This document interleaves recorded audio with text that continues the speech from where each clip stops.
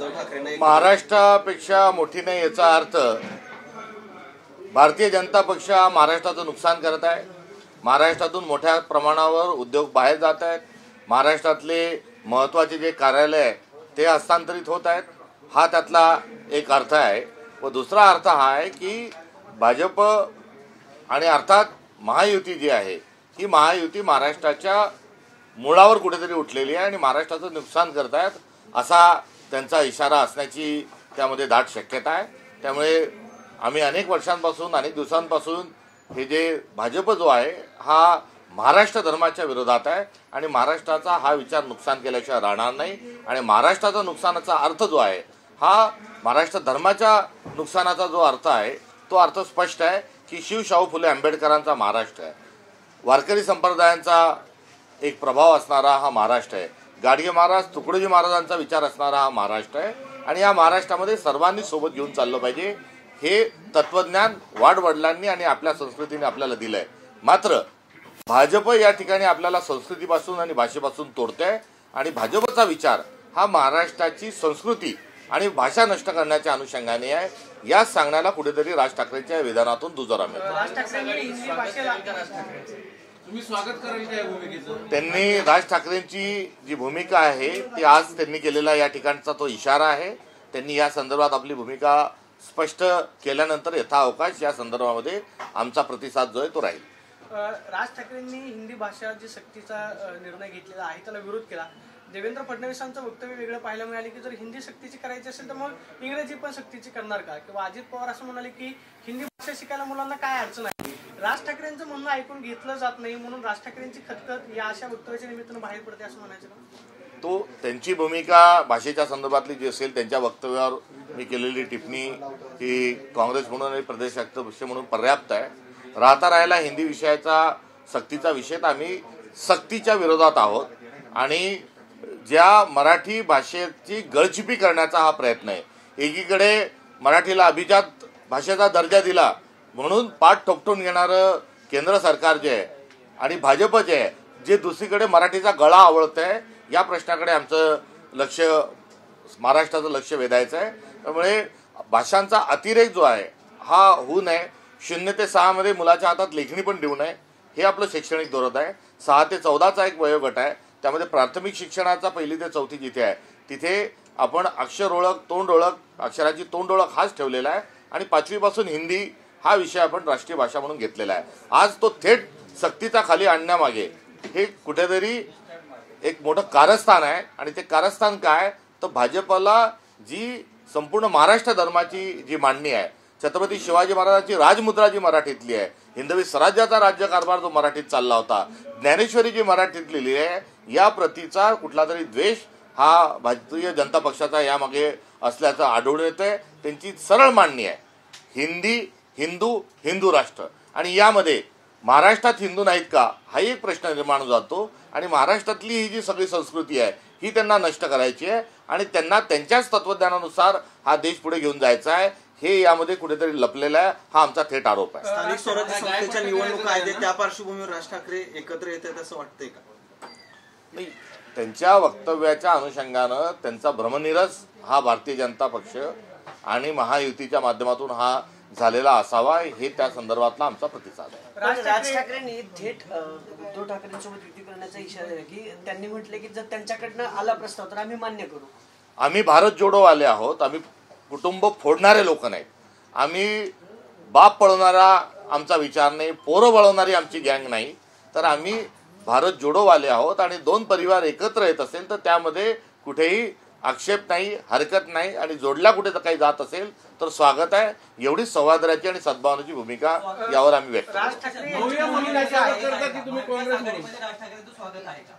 त्या संदर्भामध्ये त्यांच्याकडून तसा प्रकारचा प्रस्ताव आल्यानंतर यथाअवकाश त्या संदर्भात आमचा प्रतिसाद राहील। राज ठाकरेंच्या भूमिकेवरती सातत्यानं टीका केली जाते। संजय राऊत ते असं म्हणाले की कधी ते मराठी होतात कधी हिंदू होतात कधी मग हिंदीला विरोध केला जातो। राज ठाकरेंची मागच्या काळामधली जी काही दरसोड असणारी भूमिका आहे जी राज ठाकरेंवरती टीका केली जाते राज ठाकरेंनी आता एक पक्की भूमिका घ्यायला हवी आहे असं तुम्हाला वाटतं का? किंवा जर ती घेतली राजकारणामध्ये भूमिका या सोयीनुसार बदलू नये आपल्या भूमिकेवर ठाम राहावं हे अभिप्रेत असतं. मात्र अनेक लोक हे सकाळी एक दुपारी एक संध्याकाळी करतात, तर काही भूमिका घेतात आणि त्यानंतर त्या भूमिकेपासून गुमजाव करतात. अशी दरसोड वृत्ती कोणाचीच असता कामा नये. एक दुसरीकडे पुणे जिल्ह्यातले तुमचे माजी आमदार आहेत ते आता भाजपच्या वाटेवर आहेत. 3 दिवसापूर्वी तुम्हाला मेलद्वारे त्यांनी राजीनामा पाठवलाय. काय आहे यांच्या संदर्भात?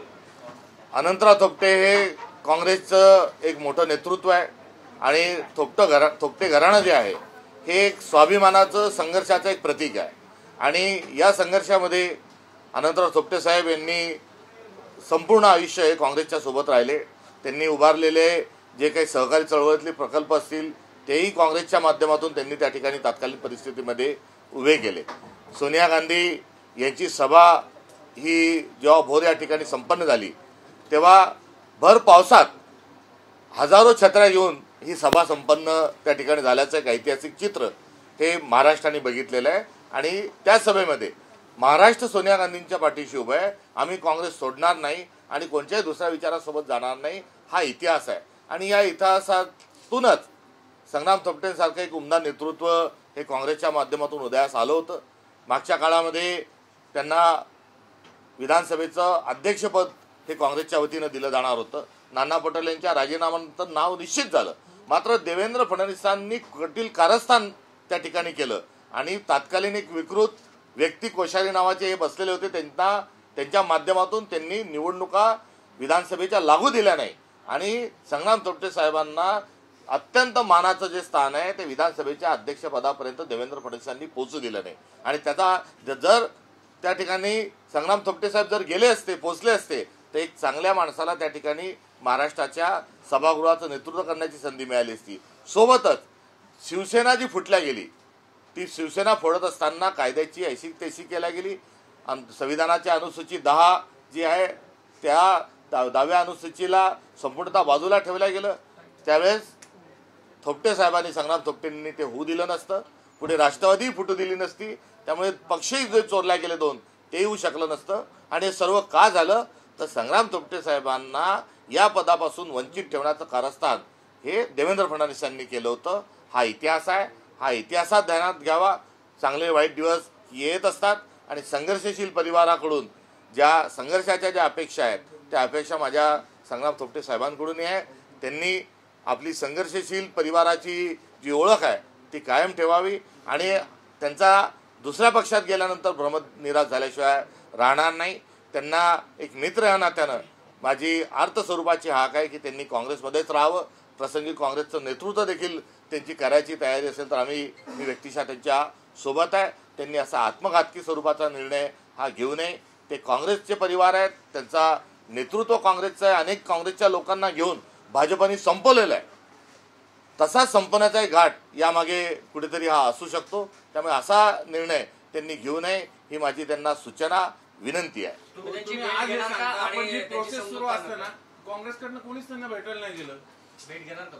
मी सातत्याने प्रांताध्यक्ष झाल्यापासून त्यांच्याशी भ्रमणध्वनीवर संपर्कात आहे. वारंवार मी त्यांना भेटण्याची इच्छाही व्यक्त केली आहे. माझा कार्यक्रम हा माध्यमांमध्ये आहे, तो पब्लिक डॉक्युमेंट आहे. मी 11 तारखेला भोरला जाऊन आदरणीय आमचे नेते अनंतराव थोपटे साहेबांची भेटही घेणार होतो.